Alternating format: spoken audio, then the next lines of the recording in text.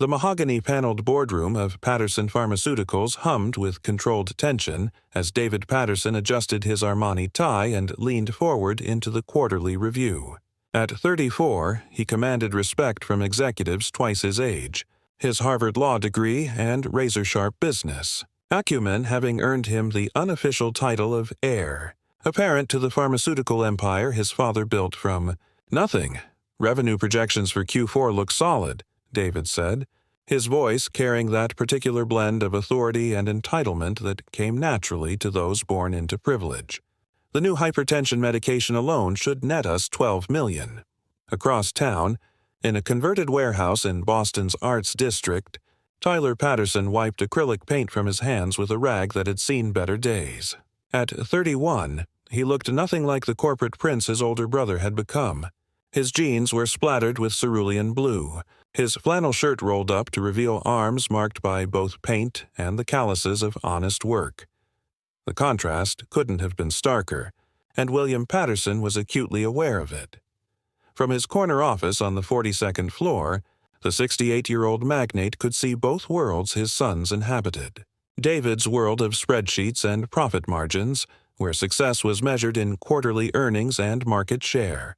Tyler's world of canvas and creativity, where success meant something entirely different, something William had never quite understood. For 35 years, William had built Patterson Pharmaceuticals on a simple philosophy: results over passion, profit over purpose, conformity over creativity. It had made him wealthy beyond imagination, but as he sat in his leather chair reviewing his sons' vastly different lives, a nagging question began to surface. Had he been judging them correctly all along? David walked with the confidence of a man who'd never doubted his place in the world. Board meetings, country club lunches, charity galas where he networked with Boston's elite. This was his natural habitat. William watched his older son through the glass partition, seeing his own younger self reflected in that polished exterior. Tyler, on the other hand, had always been the family puzzle. Talented, certainly. His paintings had been featured in several New England galleries. But talent didn't pay dividends and creativity didn't build pharmaceutical empires. At least, that's what William had always believed. The old man's weathered fingers drummed against his mahogany desk as he considered the empire he'd spent decades building. Patterson Pharmaceuticals hadn't just been a company. It had been his life's work, his legacy, his gift to his sons. But lately, he'd begun to wonder if his gift would survive in the right hands. David had the business instincts, certainly. His recommendations had saved the company millions in regulatory compliance alone. But there was something about his older son that had begun to trouble William, a coldness that went beyond professional detachment. Tyler, meanwhile, had surprised him last month. When William had mentioned struggling with a particularly difficult FDA approval process, Tyler had spent hours researching patient advocacy groups and regulatory pathways, eventually suggesting an approach that had cut their approval time in half. It wasn't the response William had expected from his artistic son. As evening descended over Boston, William made a decision that would change everything. Tomorrow he would review his will one final time before the meeting with his attorney, Harold Morrison.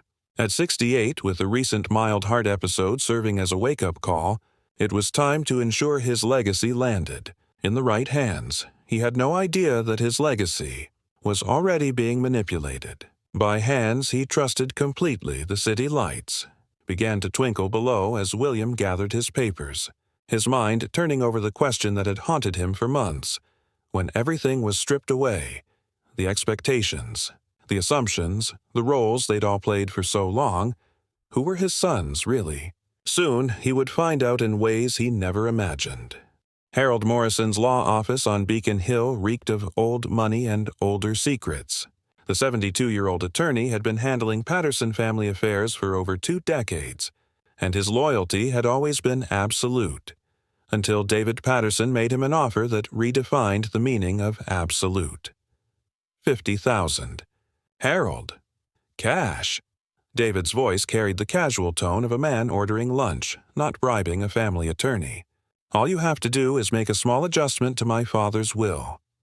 Morrison's hands trembled slightly as he reviewed the original document. William Patterson's last will and testament was straightforward.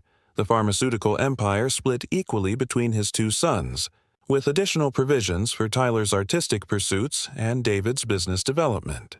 Fair, balanced, exactly what one would expect from a man who'd built his fortune on calculated decisions. "This isn't right, David," Morrison whispered, his weathered face pale in the afternoon light filtering through his office windows. "Your father specifically wanted both boys provided for." David leaned back in the leather chair, his Harvard ring catching the sunlight as he adjusted his gold cufflinks. The gesture was casual, but his eyes held the cold calculation that had made him successful in corporate law and dangerous in family matters. "My father's judgment has become compromised lately," David said, each word carefully measured. "You've seen him, Harold. The confusion, the repetitive questions. Last week he asked me 3 times about a board meeting that happened 6 months ago." Morrison had noticed William's occasional absent-mindedness, though he'd attributed it to stress rather than cognitive decline. But David painted a different picture, one of a brilliant mind slowly deteriorating, making decisions that would ultimately destroy everything he'd built. "Tyler doesn't understand business," David continued, his voice taking on the persuasive tone that had won him countless court cases. "He's talented with a paintbrush, certainly, but running a pharmaceutical company, he'd bankrupt us within 2 years. The FDA approvals alone would overwhelm him." The attorney's resistance was crumbling, and David could sense it. He'd spent weeks studying Morrison's financial situation. The man's wife needed expensive medical care, his grandson's college tuition was mounting, and his own retirement savings had taken a hit in the recent market downturn. "50,000 would solve a lot of problems for you, Harold," David said softly. "And really, we're not taking anything away from Tyler. He'll still receive the art studio property plus a generous trust fund. He just won't have to shoulder the burden of running a company he's not equipped to handle." Morrison stared at the will, his conscience battling against harsh financial realities. David had always been the responsible one, the son who understood business, who could preserve William's legacy. Maybe it would be better for everyone if Tyler was protected from responsibilities he wasn't prepared for. "How would we—" Morrison's voice trailed off, the words sticking in his throat. "Simple adjustment," David replied, sliding a revised document across the mahogany desk. "Tyler receives the studio property and a $2 million trust fund, more than enough for him to pursue his art without financial worry. I assume full responsibility for Patterson Pharmaceuticals, ensuring its continued success." The new will looked official, professional, indistinguishable from the original except for the crucial redistribution of assets. David had spent hours perfecting it, using his legal expertise to create a document that would pass any cursory examination. "Your father never mentioned wanting to change anything," Morrison said weakly, making one last attempt at honesty. David's expression darkened slightly, just enough to remind Morrison who held the power in this relationship. "My father mentions a lot of things these days that don't quite align with reality. Last Tuesday, he spent 20 minutes telling me about a business trip to Chicago that never happened. It wasn't entirely true, but it wasn't entirely false either. William had been more forgetful lately, more prone to repeating stories. David had simply amplified those tendencies in his conversations with Morrison." The attorney's hands shook as he reached for his pen. $50,000, his wife's medical bills, his grandson's education, his own financial security. Against all of that, what was one small adjustment to a will? "The original goes in the safe," David instructed as Morrison signed the necessary forms. "We'll present the revised version when the time comes. And Harold." His voice carried a subtle threat wrapped in silk. "This conversation stays between us. For everyone's protection." As Morrison nodded weakly, David felt the satisfaction of a plan executed flawlessly. Tyler would never know what he'd lost, and their father would never have to watch his life's work crumble under inexperienced hands. It was, David told himself, an act of mercy disguised as betrayal. But William Patterson hadn't built a pharmaceutical empire by being easily fooled. And some betrayals, no matter how carefully planned, leave traces that the right eyes can detect. The Golden Son had just made his first fatal mistake. The call came at 2:47 a.m., jolting Tyler from the deep sleep that followed a 12-hour painting session. His latest piece, a stark interpretation of urban isolation, still sat wet on the easel. But all thoughts of art vanished when he heard his father's physician's voice on the other end of the line. "Mr. Patterson, this is Dr. Sarah Chen from Massachusetts General. Your father has suffered what appears to be a stroke. You need to come immediately." Tyler's hands shook as he pulled on yesterday's clothes, his mind racing through fragments of their last conversation. Had his father seemed different? Tired? Why hadn't he noticed the warning signs? The hospital corridors felt endless under the harsh fluorescent lighting. Tyler's paint-stained sneakers squeaked against the polished floors as he hurried toward the ICU, his heart hammering against his ribs. When he finally reached room 314, the sight that greeted him stopped him cold. William Patterson, the man who had built a pharmaceutical empire through sheer force of will, lay motionless in the hospital bed, surrounded by monitors and IV lines. His weathered face, usually animated with sharp intelligence, appeared slack and confused. "Dad?" Tyler whispered, pulling a chair close to the bed. "I'm here." William's eyes opened slowly, seemingly struggling to focus. "Tyler?" His voice was weak, uncertain. "What? Where am I?" "You're in the hospital, Dad. You had a stroke, but you're going to be okay." Tyler gripped his father's hand, alarmed by how frail it felt. "The doctors are taking good care of you." Over the next 3 days, Tyler barely left his father's side. He canceled his upcoming exhibition at the Newberry Street Gallery, a career-defining opportunity he'd worked toward for years. The gallery owner was disappointed. Potential buyers moved on to other artists, but none of that mattered now. David arrived on the second day, his presence filling the room with an efficiency that Tyler had always envied. While Tyler had been reading to their father and showing him old family photos, David immediately began consulting with doctors and reviewing medical charts. "The neurologist wants to run more cognitive tests," David explained during one of their brief conversations in the hallway. "There's significant confusion, memory gaps. He didn't recognize Dr. Chen this morning."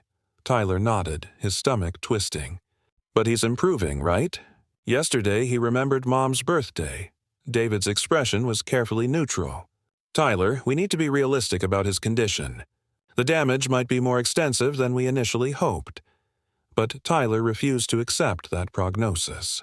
He spent hours researching stroke recovery, printing articles about neuroplasticity and rehabilitation techniques.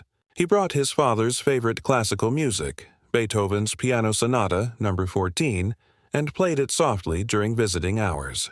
He even brought some of his smaller paintings, hoping familiar faces from old family portraits might spark recognition. "Remember this one, Dad?" Tyler held up a watercolor he'd painted of their family's Cape Cod summer house. "You taught me to fish off that dock when I was 8. You said patience was the most important business skill anyone could learn." William's eyes seemed to focus on the painting, a flicker of something. Memory? Recognition? Crossing his features. "The dock," he whispered. You caught your first striped bass there." Tyler's heart leaped. "That's right. And you were so proud. You called everyone you knew. Even made Mom take pictures with your old Polaroid camera." For brief moments like these, Tyler felt hopeful. But then his father would slip back into confusion, asking the same questions repeatedly or failing to recognize familiar nurses. The neurologist's reports grew increasingly concerning. David handled the business side with characteristic efficiency. He arranged for medical leave, reorganized board meetings, and began discussions about power of attorney. Tyler was grateful for his brother's competence, even as he struggled with his own feelings of helplessness. "I should have been there more," Tyler confessed to David one evening as they sat in the hospital cafeteria. "Maybe if I'd visited more often, if I'd paid attention to the signs." "This isn't your fault," David replied, though his tone carried an undertone Tyler couldn't quite identify. "Dad's been under tremendous stress. The company, his health issues, his age. It was bound to catch up with him eventually."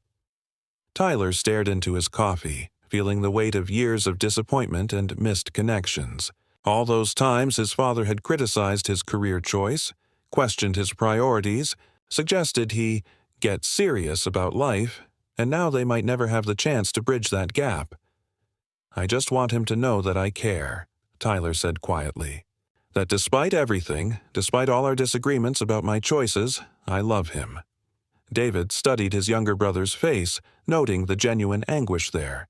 It was, he thought, almost touching how naive Tyler remained about their father's true feelings. William had never hidden his disappointment in Tyler's artistic pursuits, never pretended to understand or value what Tyler did. But David also noticed something else, something that made him slightly uncomfortable. Tyler's dedication over these past days had been absolute. His research into treatment options had been thorough and insightful. His organizational skills in coordinating with medical staff had been surprisingly effective. Perhaps their father had been wrong about Tyler's capabilities after all. The thought was quickly dismissed. Tyler was emotional, impractical, unsuited for the harsh realities of business leadership. David's actions, the will adjustment, the careful planning were still justified, still necessary, still the right thing to do. Dr. Robert Hendricks arrived at Massachusetts General with the kind of confidence that came from 30 years of neurology practice and a bank account that reflected his expertise. What he didn't expect was the envelope David Patterson slipped him in the hospital parking garage, containing more cash than most people saw in 6 months. "I need you to understand my father's condition accurately," David said, his voice carrying the weight of legal authority. "The family needs a clear assessment of his cognitive decline for planning purposes." Inside room 314, William Patterson lay perfectly still, his eyes closed but his mind razor-sharp. The stroke had been the performance of his lifetime. Years of observing actual patients during his pharmaceutical research had taught him exactly how to mimic the symptoms. Every confused glance, every hesitant word, every moment of apparent memory loss had been carefully orchestrated. The hidden cameras he'd installed throughout his hospital room and home office were capturing everything he needed to see. Technology that his pharmaceutical company used for quality control was now documenting the quality of his sons. Characters Tyler entered with his usual afternoon routine, a thermos of their father's favorite, coffee and a book of Robert Frost poetry. "Hey, Dad, how are you feeling today?" William allowed his eyes to flutter open, feigning confusion. "Tyler, are you my son?" The pain that flashed across Tyler's face was genuine, and William felt an unexpected pang of guilt. But he needed to see how far each son would go when they believed he was truly helpless. "Yes, Dad. I'm Tyler, your younger son. I brought some coffee. Decaf, like Dr. Chen recommended." Tyler's voice remained steady despite the hurt. "And I thought we could read some poetry together. You always said Frost reminded you of New England winters." For the next hour, Tyler read aloud, occasionally pausing to explain references or simply sit in comfortable silence. When William pretended to drift off, Tyler didn't leave. He stayed, researching stroke rehabilitation on his laptop, taking notes on potential therapy options. David's approach was entirely different. "How's the patient today?" David asked Dr. Hendricks during their scheduled consultation, his tone clinical and detached. "Significant cognitive decline," Hendricks replied, consulting notes that had been carefully crafted to support David's narrative. "Memory gaps, confusion about time and place, difficulty recognizing familiar faces. I'm afraid the prognosis isn't encouraging." William watched through barely opened eyes as David nodded with what appeared to be satisfaction rather than sorrow. His older son was already planning, already calculating how to leverage this crisis to his advantage. "We'll need comprehensive documentation," David said, "for the family's legal planning. Power of attorney, medical directives, business succession, all of it needs to be ironclad." Dr. Hendricks glanced toward William's supposedly unconscious form. "Are you certain about the extent of the documentation you're requesting? Some families prefer to maintain hope during the early stages of recovery." "Hope doesn't protect a pharmaceutical company worth $80 million, David replied coldly. My father built this empire through decisive action. The kindest thing we can do now is ensure it survives his incapacity." The word hit William like a physical blow. Incapacity. Not illness, not setback, not challenge to overcome. In David's mind, his father was already finished, already disposed of, already irrelevant except as an obstacle to be managed. Tyler, meanwhile, had arranged for a specialist from Johns Hopkins to provide a second opinion. He'd also contacted 3 different rehabilitation facilities, researching their success rates and methodologies. His dedication was exhausting to watch and heartbreaking when William considered how little encouragement he'd given Tyler over the years. "Mr. Patterson," Tyler's voice broke through William's feigned sleep.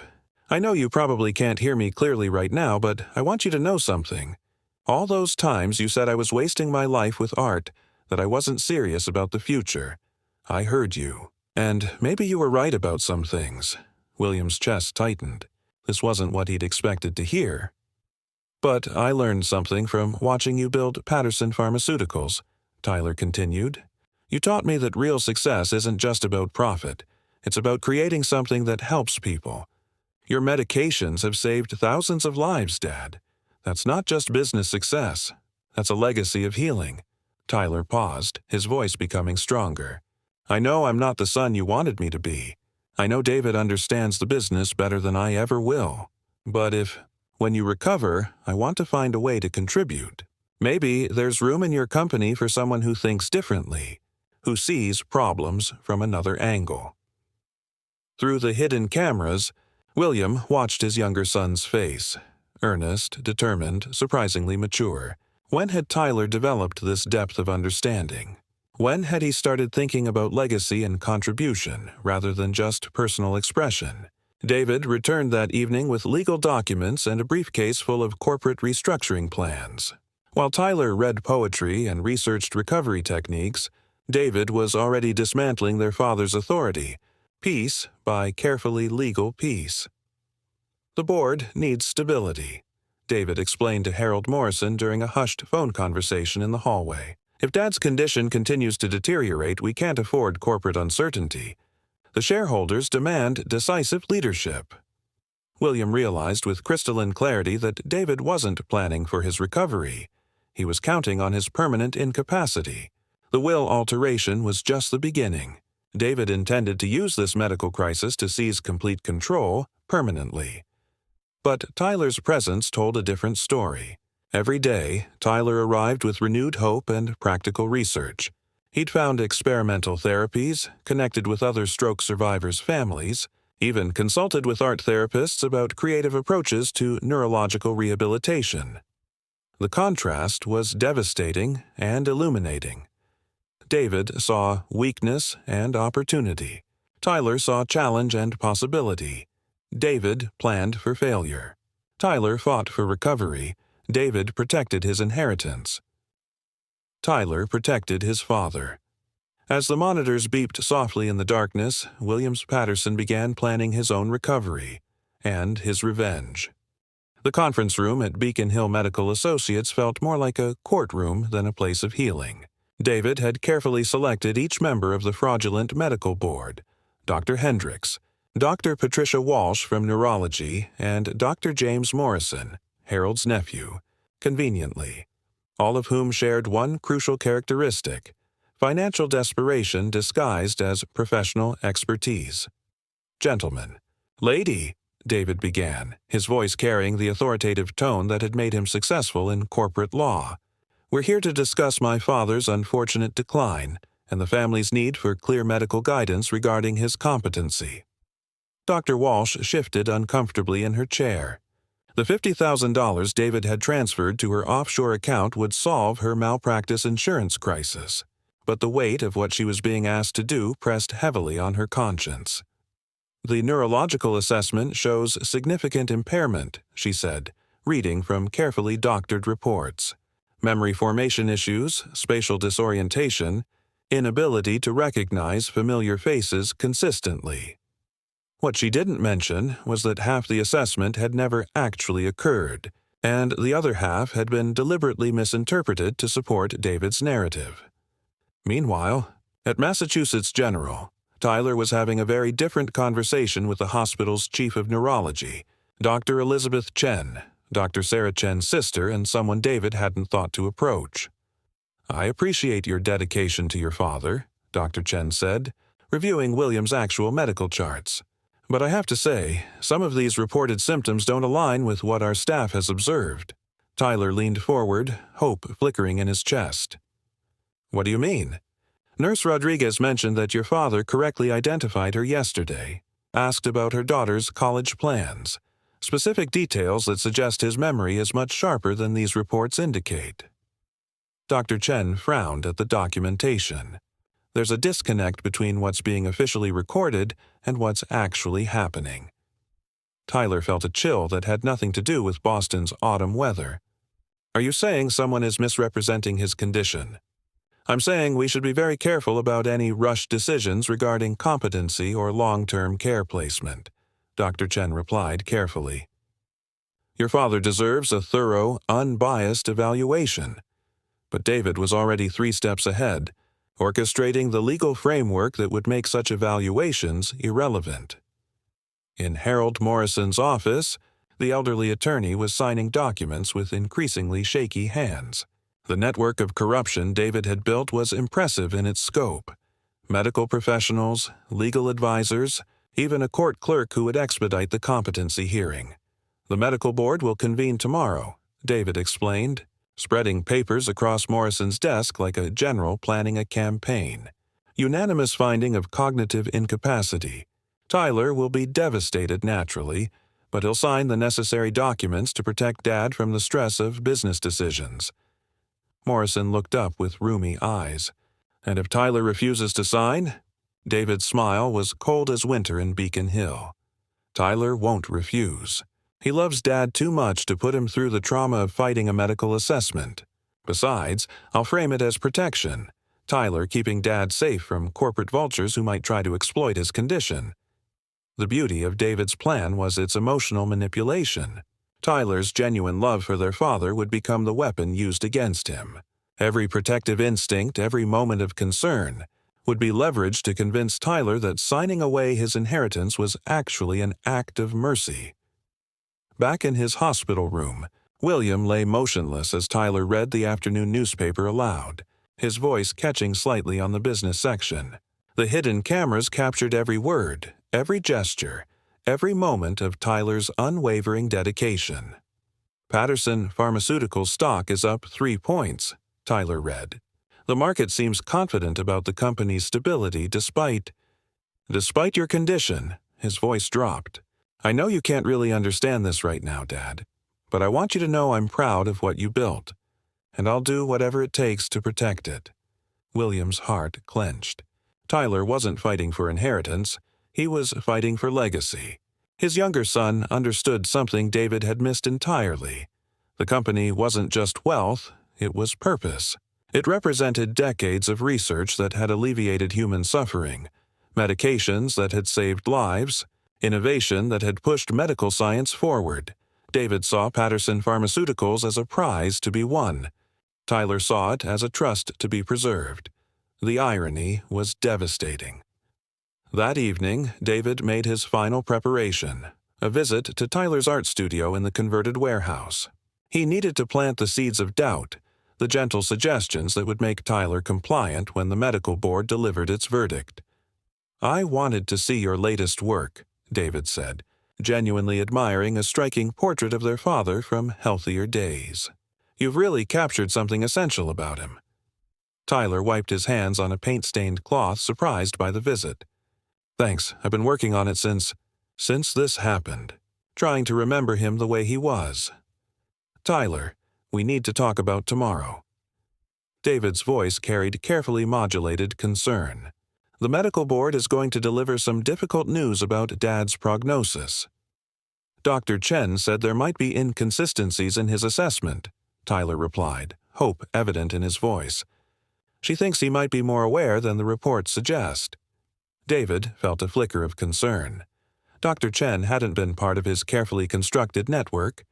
"Tyler, I know you want to believe that, but sometimes hope can blind us to harsh realities. The specialists I've consulted are unanimous. Dad's condition is deteriorating rapidly. But what if they're wrong? Tyler's paint-stained hands gestured toward his father's portrait. What if we give up on him too soon? David placed a brotherly hand on Tyler's shoulder, his touch conveying false warmth and genuine manipulation. No one's giving up. But if the medical board determines that Dad can no longer handle the stress of corporate decision-making, we'll need your help to protect him. Legal documents, power of attorney transfers, all designed to keep him safe from pressure he can't handle anymore. Tyler nodded slowly, his artistic sensitivity making him vulnerable to David's emotional manipulation. If it's really what's best for him, it is, David assured him. And Tyler? Dad would be proud of how you've stepped up during this crisis. You've shown real maturity, real leadership. Maybe there's a place for you in the company after all, once Dad is safely protected from the pressures that might harm his recovery. As David left the studio, he felt the satisfaction of a plan perfectly executed. Tomorrow, Tyler would voluntarily sign away his inheritance, believing he was protecting their father. The medical board would provide legal cover. Harold Morrison would handle the paperwork, and David would emerge as the sole heir to Patterson Pharmaceuticals. But in his hospital bed, William Patterson was planning his own emergence, one that would expose every lie, reveal every betrayal, and deliver justice that his golden son would never see coming. The countdown to revelation had begun. In the quiet hours before dawn, William Patterson's mind was a precision instrument cataloging every piece of evidence his elaborate deception had revealed. The hidden cameras had captured more than he'd ever imagined possible. Not just David's corruption, but the stunning revelation of Tyler's true character. From his hospital bed, William reviewed the mental dossier he'd been building. David's crimes were extensive: bribery of medical professionals, manipulation of legal documents, fraud, conspiracy to commit elder abuse. But more damaging than the criminal acts was the cold calculation behind them. David had never once considered that his father might recover.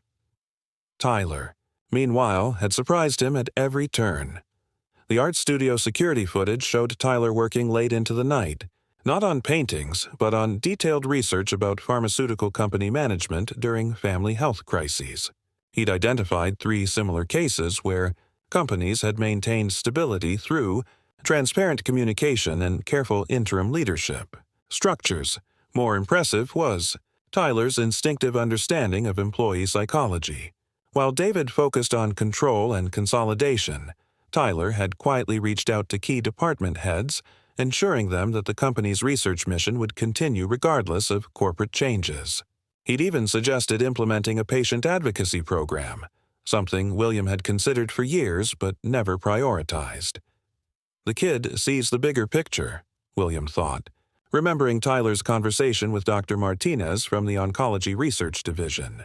Tyler had discussed how Patterson Pharmaceuticals could expand their pediatric cancer research, noting that his artistic background had taught him to see patterns others missed.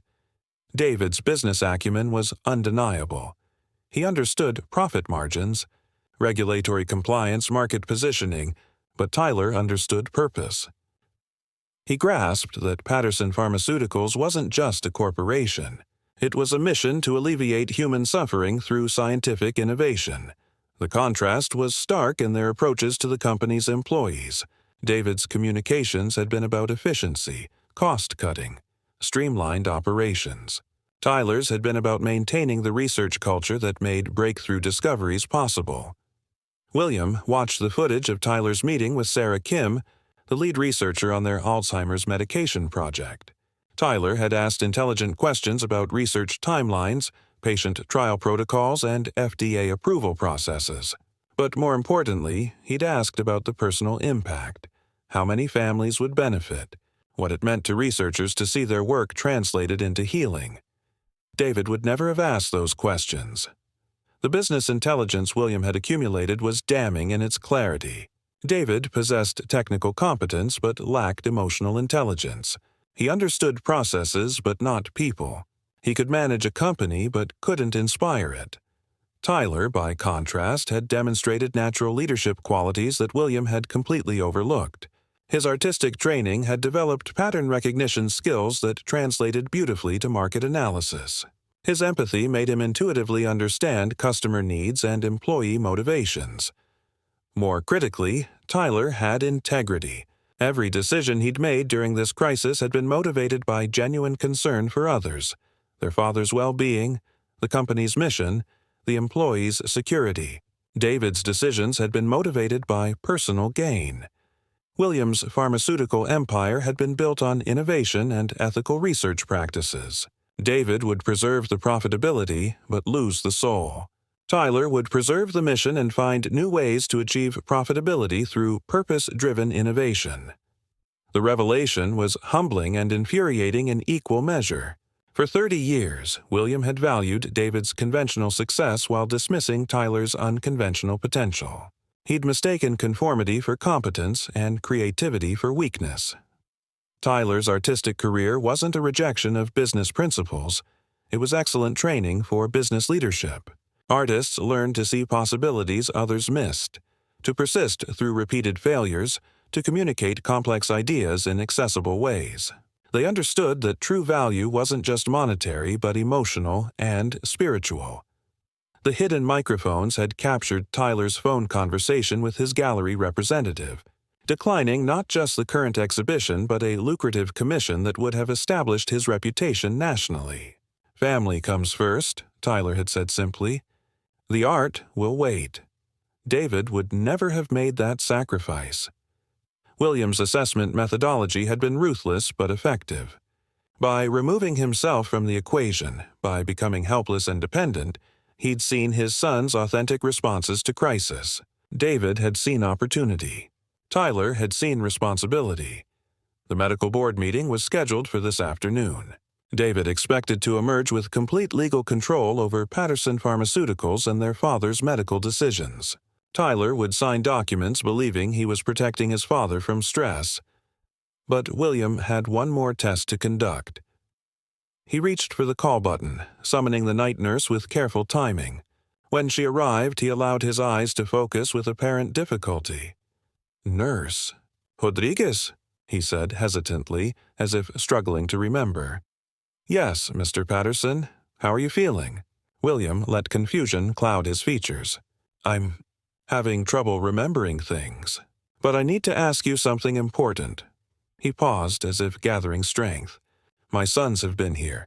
David and Tyler, which one? Which one do you think really cares about my recovery?"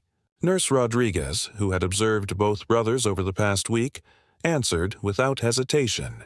"Tyler, sir. He's here every day, asking questions about your care, bringing things to stimulate your memory." David. "Well, David asks a lot of questions about your prognosis, but he doesn't seem to expect you to get better." William nodded slowly, filing away this objective confirmation of his own observations. Even the hospital staff could see what he'd been blind to for decades. Tomorrow, the charade would end. David's corruption would be exposed, his crimes documented, his betrayal revealed. But more importantly, Tyler would finally receive the recognition and opportunity he'd always deserved. William Patterson had built his empire on calculated risks and strategic thinking. His greatest strategic insight might be recognizing that he'd been backing the wrong horse for 30 years. The prodigal son was about to receive his inheritance. The golden son was about to discover that some betrayals carry a price higher than anticipated. Justice, William reflected, sometimes required patience. But it always required truth, and tomorrow the truth would finally be revealed. The conference room at Massachusetts General had been transformed into a makeshift courtroom, with David's carefully selected medical board seated behind a mahogany table that spoke of authority and finality. Tyler sat in the corner, his hands clasped tightly, unaware that he was about to witness the performance of his father's lifetime. Dr. Hendricks adjusted his glasses, consulting notes that had been purchased rather than earned. "After extensive evaluation, we've reached a unanimous conclusion regarding Mr. William Patterson's cognitive capacity." Tyler leaned forward, hope and dread warring in his chest. Beside him, David maintained the perfect expression of concerned son, though his eyes held the satisfaction of a chess master approaching checkmate. "The patient demonstrates severe cognitive impairment," Dr. Walsh announced, her voice carrying false gravity. "Memory formation deficits, spatial disorientation, and most critically, inability to comprehend complex information necessary for business decision-making." William lay in his hospital bed 30 feet away, connected to the conference room by video link, his performance flawless. His eyes appeared unfocused, his responses delayed and confused. To anyone watching, he seemed exactly like a man whose brilliant mind had been shattered by stroke. "Dad," Tyler's voice cracked as he leaned toward the monitor. "Can you hear us?" William allowed his gaze to wander aimlessly before seeming to recognize Tyler with effort. "Tyler, where am I? Why are there so many people?" The pain in Tyler's expression was genuine and devastating. David placed a supportive hand on his brother's shoulder, the gesture appearing compassionate while concealing triumph. "The board recommends immediate implementation of comprehensive guardianship," Dr. James Morrison announced, his relationship to Harold Morrison carefully undisclosed. "Mr. Patterson is no longer capable of managing his financial affairs, medical decisions, or corporate responsibilities." Tyler's world crumbled. "But yesterday he remembered Mom's birthday. He asked about my paintings." "Are you certain there's no possibility of recovery?" Dr. Hendricks shook his head with practiced solemnity. "Sometimes patients have moments of clarity that can mislead family members. The underlying damage is extensive and irreversible." What Tyler didn't know was that every word of this assessment had been scripted, every conclusion purchased with David's carefully distributed bribes. The real medical staff, Dr. Elizabeth Chen and her colleagues, had been systematically excluded from this evaluation. "There are legal documents that need to be executed immediately," David said, his voice heavy with apparent reluctance. "Power of attorney transfers, medical directives, corporate succession plans. Dad needs protection from decisions that could overwhelm his compromised cognitive state." Harold Morrison appeared with a briefcase full of papers, his hands shaking slightly as he spread them across the table. The documents were masterpieces of legal manipulation, transferring complete control to David while making Tyler believe he was protecting their father. "Tyler, I know this is overwhelming," David continued, his performance worthy of an Academy Award. "But Dad built Patterson Pharmaceuticals through decisive action. The kindest thing we can do now is ensure it survives his illness. These documents protect him from the stress of corporate pressure while securing the company's future." Tyler stared at the papers, his artist's intuition sensing something wrong, but his love for his father overriding his suspicions. "If I sign these, what happens to Dad's wishes? His original plans for the company?" "His original plans assumed he'd be healthy enough to oversee implementation," David replied smoothly. "Now we have to adapt to new circumstances. The company will continue his mission of pharmaceutical innovation, but under leadership that can handle the complexities he can no longer manage." On the monitor, William continued his devastating performance. When Tyler addressed him directly, asking if he understood what was happening, William's response was heartbreaking in its apparent confusion. "Papers? I don't. Tyler, are you taking care of me? I'm scared. Everything seems so confusing." Tyler's resolve cracked. Seeing his powerful father reduced to vulnerability and fear made every protective instinct surge forward.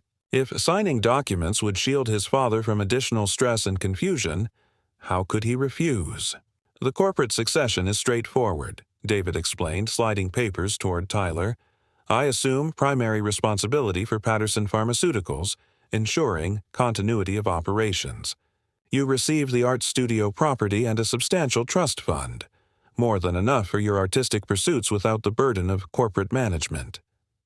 Tyler's pen hovered over the signature line. Everything David said made logical sense. Tyler had no experience running a pharmaceutical company. His father was clearly unable to provide guidance. The employees needed stable leadership. But something in David's tone, a subtle satisfaction, a barely concealed eagerness, triggered Tyler's artistic sensitivity to hidden emotions. "David, can I ask you something?"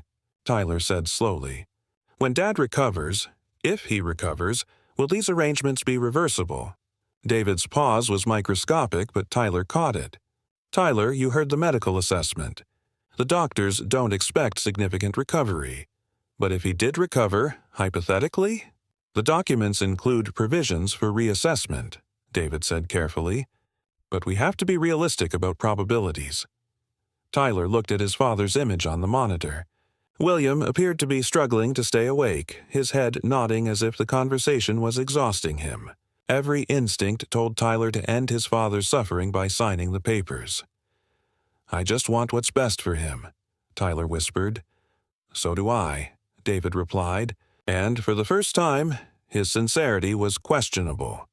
Tyler signed the documents, each signature feeling like a small betrayal of hope.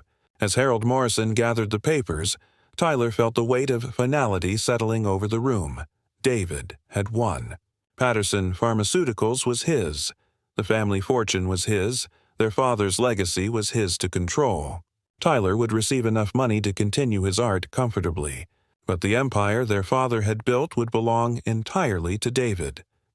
On the monitor, William Patterson watched his younger son sacrifice his inheritance out of love and protection. The performance was becoming almost too painful to maintain. But tomorrow, Tyler would learn that love and protection sometimes came from unexpected sources. Tomorrow, the real William Patterson would rise from his hospital bed and deliver justice that no one in that conference room could anticipate. The medical board had delivered their verdict. Now it was time for the judge to deliver his. The same conference room that had witnessed Tyler's heartbreak 24 hours earlier now buzzed with confusion as William Patterson's legal team filed in with boxes of evidence. David sat at the head of the table, reviewing corporate transition documents, unaware that his world was about to collapse with surgical precision. Tyler stood by the window, staring out at Boston Harbor, still processing the magnitude of what he'd signed away.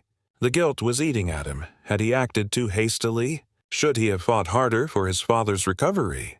Harold Morrison shuffled papers nervously, the weight of his participation in David's conspiracy making his hands tremble more than usual. Dr. Hendricks checked his watch repeatedly, eager to collect his final payment and distance himself from what he increasingly recognized as an elaborate fraud. The conference room door opened, and Dr. Elizabeth Chen entered with 2 colleagues from the hospital's ethics board. David looked up with mild irritation. He hadn't authorized any additional medical personnel for this follow-up meeting. "Gentlemen, there's been a significant development in Mr. Patterson's case," Dr. Chen announced, her voice carrying an authority that made everyone in the room suddenly alert. "What kind of development?" David asked, though something in the doctor's tone sent a chill down his spine. "The kind that requires your immediate attention," came a voice from the doorway that made every person in the room freeze. William Patterson walked into the conference room under his own power, his stride steady and his eyes blazing with the sharp intelligence that had built a pharmaceutical empire. Gone was the confused, helpless patient from yesterday's video conference. In his place stood a man who looked like he could conquer Wall Street before lunch. Tyler's coffee cup shattered on the floor. "Dad?" David's face went white as surgical gauze. That's impossible. The medical assessment clearly showed exactly what I wanted it to show," William interrupted, his voice carrying the cold authority of a man who had just executed the performance of his lifetime. "Dr. Chen, would you please explain to my sons what we've discovered?" Dr. Chen opened a thick folder. "We've been investigating irregularities in your father's medical documentation. It appears that certain members of the alleged medical board have been providing false assessments in exchange for financial compensation," Harold Morrison began. Hyperventilating, Dr. Hendricks bolted for the door, only to find 2 hospital security guards blocking his exit. "You see," William continued, settling into his chair with the satisfied air of a chess master revealing checkmate, "I never had a stroke. What I had was a suspicion that someone in my family was manipulating my legal affairs. So I decided to conduct a little experiment." Tyler's mind reeled. You've been conscious this entire time? Conscious, aware, and recording everything. William gestured to his legal team, who began setting up laptops and audio equipment. Hidden cameras, digital recordings, financial transaction records. We've documented a conspiracy that includes medical fraud, bribery, elder abuse, and attempted theft of corporate assets. David found his voice, though it came out as a strangled whisper. You were testing us? I was revealing you, William corrected, and the results were illuminating. The first video began playing on the conference room monitors. David's voice filled the room. 50,000. Harold. Cash. All you have to do is make a small adjustment to my father's will. Tyler stared at the screen in horror, watching his brother methodically corrupt a family attorney with the casual demeanor of a man ordering coffee. David, how could you? But William wasn't finished. The evidence continued. Recordings of David bribing Dr. Hendricks, manipulating medical assessments, planning to have his father declared permanently incompetent. Each revelation hit David like a physical blow. Here's my personal favorite, William said, queuing up audio from David's conversation with Harold Morrison. David's voice echoed through the room. Hope doesn't protect a pharmaceutical company worth $80 million. My father built this empire through decisive action. The kindest thing we can do now is ensure it survives his incapacity. Tyler's shock was transforming into something deeper. Betrayal, anger, and a dawning understanding of how thoroughly he'd been manipulated. You used my love for Dad against me, Tyler said, his voice barely containing rage. You made me sign away my inheritance by convincing me I was protecting him. David's composure finally cracked. He was getting confused. He was making mistakes. Someone had to protect the company. The only confusion, William said coldly, was your belief that I wouldn't discover your betrayal. Dr. Hendricks tried one last desperate play. Mr. Patterson was exhibiting clear signs of cognitive decline. We documented legitimate medical concerns. You documented lies in exchange for bribes, Dr. Chen interrupted, producing financial records. We have bank transfers, cash payments, even offshore account transactions. The FBI is very interested in your creative approach to medical ethics. The room fell silent except for Harold Morrison's labored breathing. The elderly attorney looked like he was contemplating a genuine heart attack. William turned to Tyler, his expression softening for the first time since entering the room. Tyler, I owe you an apology. For 30 years, I've underestimated your character, your intelligence, and your integrity. This week, I watched you sacrifice everything to protect someone you thought was helpless. I watched you research treatment options, fight for my recovery, and prioritize my well-being over your own career. Tyler's eyes filled with tears. Relief, anger, and love mixing into something overwhelming. David, on the other hand, William's voice hardened again. I watched plan my permanent incapacitation, steal my legacy, and manipulate his brother's love into a weapon of fraud. David made one final attempt at justification. I was protecting the company. Tyler doesn't understand pharmaceutical business. He would have destroyed everything you built. William's laugh was bitter.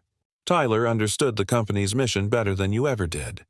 While you focused on control and profit margins, he grasped that Patterson Pharmaceuticals exists to heal people. While you planned for my failure, he fought for my recovery. While you corrupted medical professionals, he researched legitimate treatments. The legal team began distributing documents, criminal charges, civil complaints, corporate restructuring papers. David's empire was collapsing faster than it had been built. The original will stands, William announced. All fraudulent documents are void. David, you're facing federal charges for elder abuse, fraud, conspiracy, and bribery. Your law license will be revoked, and you're permanently barred from any involvement with Patterson Pharmaceuticals.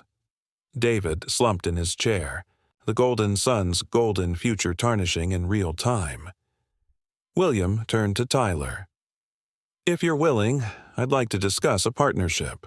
Your artistic perspective and genuine integrity are exactly what this company needs to fulfill its mission. Tyler looked at his father. Really? looked at him and saw not the disapproving patriarch of his childhood, but a man offering respect, opportunity, and redemption. "I'd be honored, Dad." Outside, Boston Harbor sparkled in the afternoon sunlight. But inside the conference room, justice had finally been served. 6 months after the revelation that shattered the Patterson family, David sat in a federal courthouse wearing an orange jumpsuit that matched his fallen status.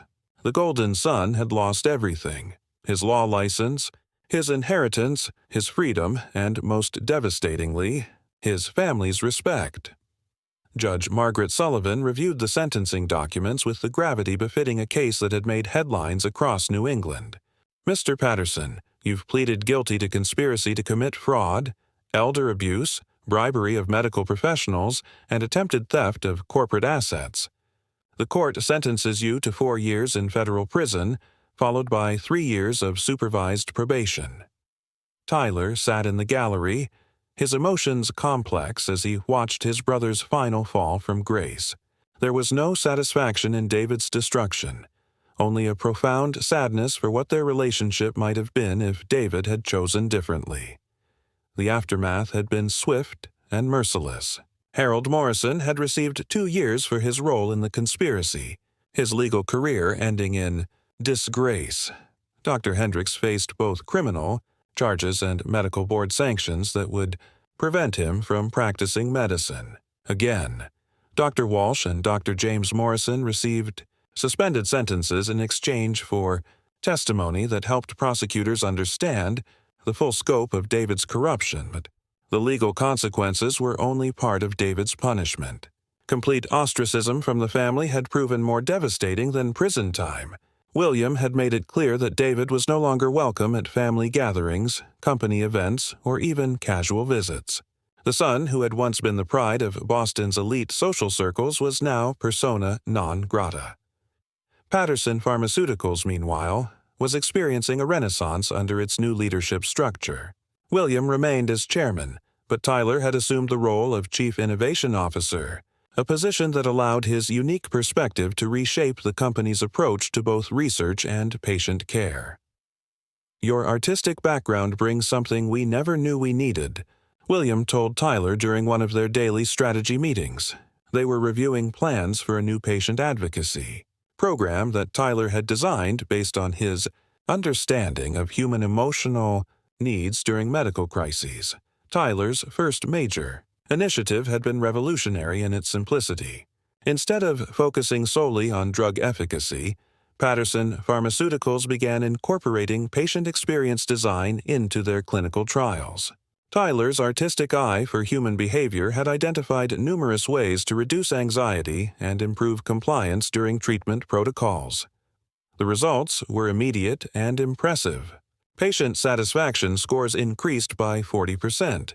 Clinical trial completion rates improved dramatically, and most importantly, the company's reputation shifted from efficient pharmaceutical manufacturer to compassionate healthcare partner. "You've accomplished something I never could," William admitted during a quiet moment in their renovated corporate offices. "You've made our company more profitable by making it more human." Tyler's integration into the business world had surprised everyone, including himself. His artistic training had provided unexpected advantages in pharmaceutical marketing, patient communication, and even regulatory strategy. The pattern recognition skills he'd developed through years of visual composition translated beautifully to market analysis and competitive positioning. More importantly, Tyler brought ethical clarity that had been missing from David's calculated approach. Every business decision was filtered through a simple question: how does this serve patients and families dealing with medical challenges? The company's financial performance reflected this values-driven approach. Stock prices had risen 30% since Tyler's appointment, driven partly by improved patient outcomes and partly by investor confidence in the new leadership structure. Tyler had also revolutionized the company's approach to employee relations. Drawing on his experience as a struggling artist, he understood the importance of creative fulfillment and personal recognition. Research teams that had felt like cogs in a corporate machine suddenly felt like valued contributors to a healing mission. David understood business mechanics, William reflected to his executive team, but Tyler understands business meaning. He grasps that sustainable success comes from genuine value creation, not just profit extraction. The corporate culture transformation was evident in every department. Scientists approached their research with renewed passion, knowing their work was supported by leadership that truly understood its human impact. Marketing campaigns focused on patient education rather than just brand promotion. Customer service representatives were empowered to solve problems rather than simply process complaints. William's own role had evolved as well. Instead of the micromanaging patriarch he'd been for decades, he became a strategic advisor and wisdom source. Tyler's fresh perspective combined with William's institutional knowledge created a partnership that neither could have achieved alone. The father-son relationship that had been strained for years was finally healing. Weekly dinners had replaced sporadic business meetings. They discussed not just corporate strategy but life philosophy, family history, and dreams for the future. "I spent 30 years trying to make you into David," William said during one of these conversations. "I should have spent that time learning from who you already were." Tyler's response was characteristically gracious. "Maybe we both needed to grow into who we were supposed to be together." The company's mission statement had been rewritten to reflect their new philosophy. Patterson Pharmaceuticals exists to transform medical challenges into opportunities for healing, hope, and human connection. It was a far cry from the profit-focused language that had defined the company under David's expected leadership. Tyler's artistic work hadn't disappeared. It had evolved. His paintings now focused on themes of healing and resilience, often inspired by patient stories he encountered through the company's work. Several pieces had been donated to hospital waiting rooms, providing comfort to families during difficult times. The art studio that David had cynically written off as a hobby space had become a think tank where Tyler developed creative solutions to pharmaceutical challenges. The space buzzed with activity as designers, researchers, and patient advocates collaborated on projects that merged artistic insight with scientific rigor. As for David, reports from prison indicated he spent most of his time in the law library, filing endless appeals that had no chance of success. Former colleagues who visited described a man unable to accept responsibility for his choices, still convinced that his actions had been justified by business necessity. Tyler felt pity for his brother, but no desire for reconciliation. Trust, once broken so completely, couldn't be rebuilt through apology alone.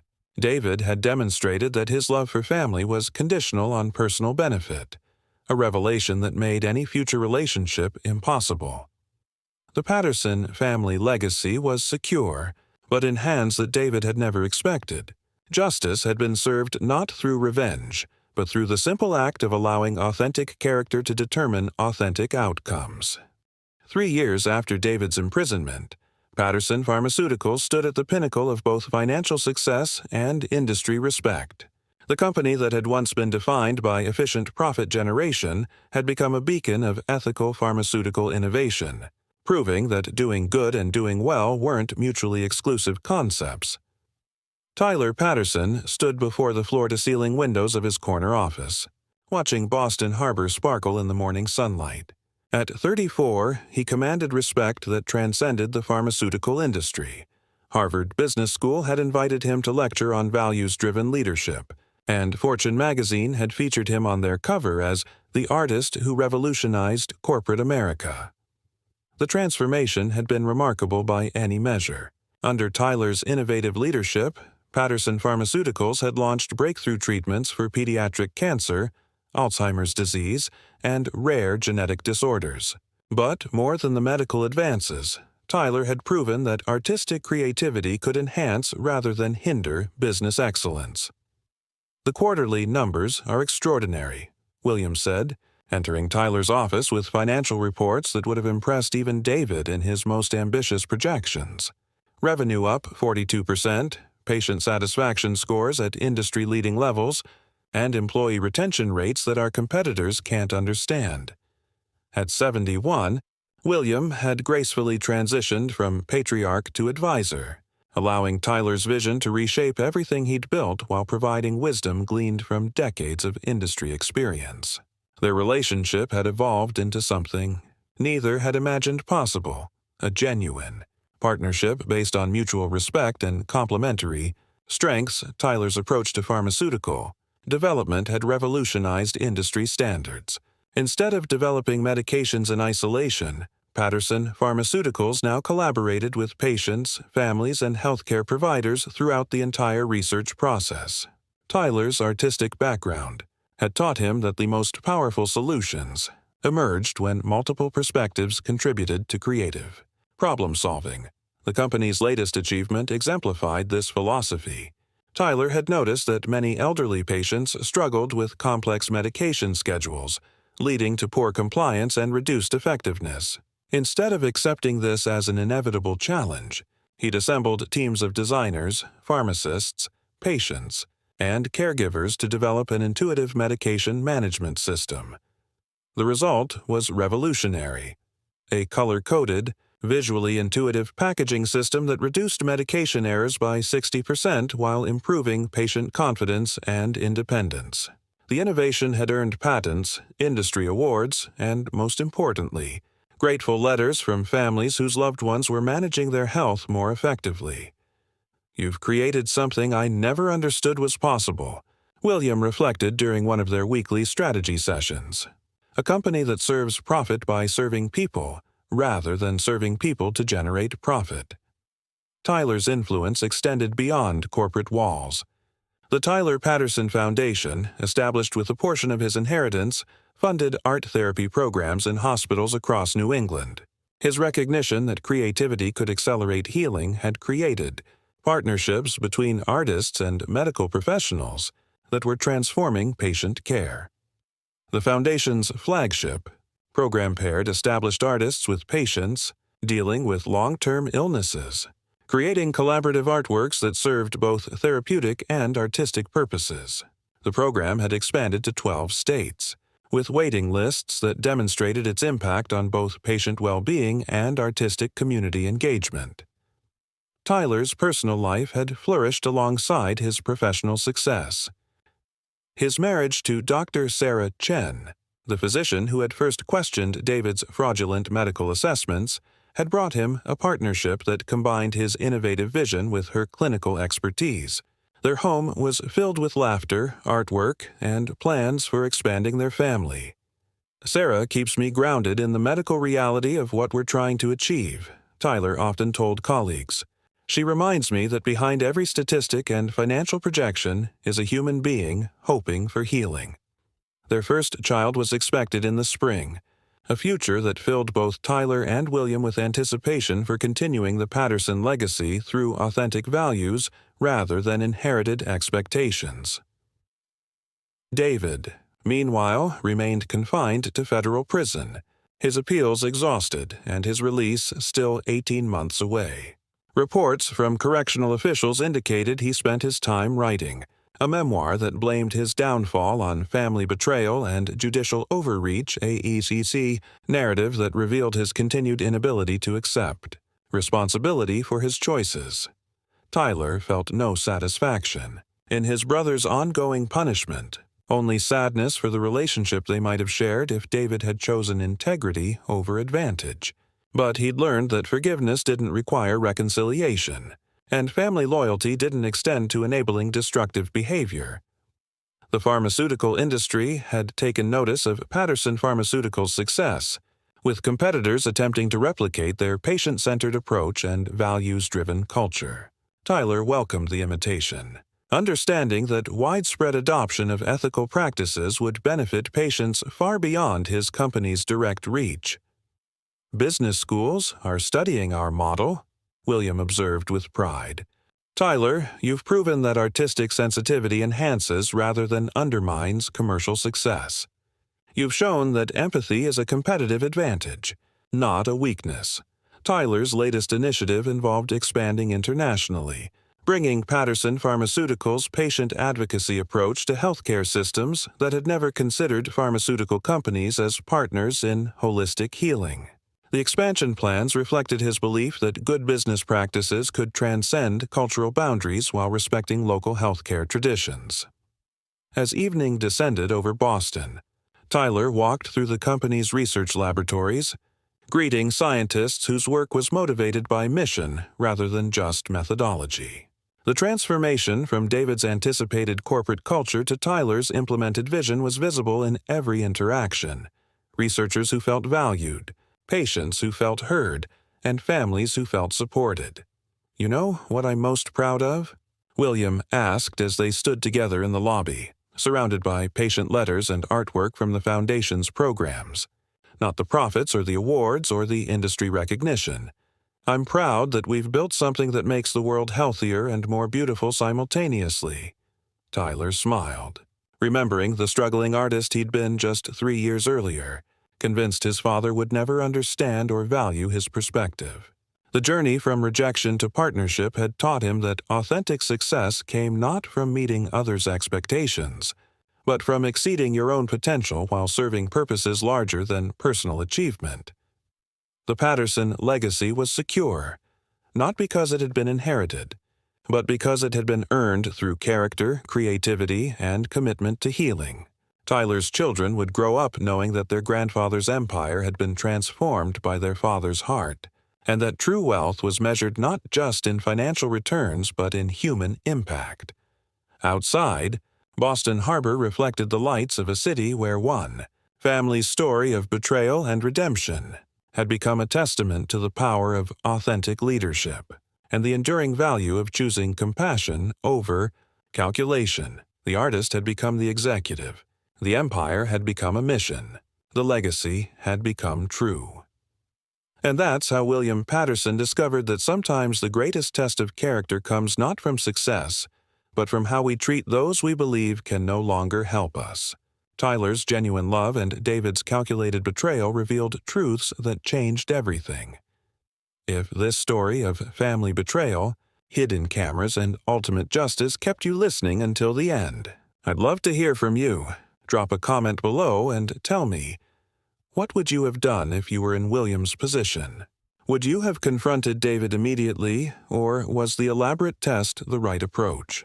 Your thoughts and experiences make these stories even richer, so please share them in the comments section.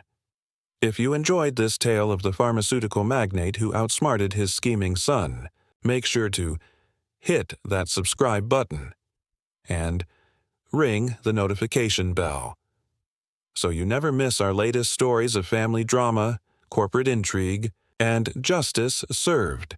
And don't forget to give this video a thumbs up. If Tyler's transformation from struggling artist to ethical business leader inspired you, or if William's masterful plan to expose the truth impressed you. Thanks for staying with us through all 10 chapters of this incredible journey. Until next time, remember, true character reveals itself when people think no one important is watching. Subscribe, like, and comment below. We'll see you in the next story.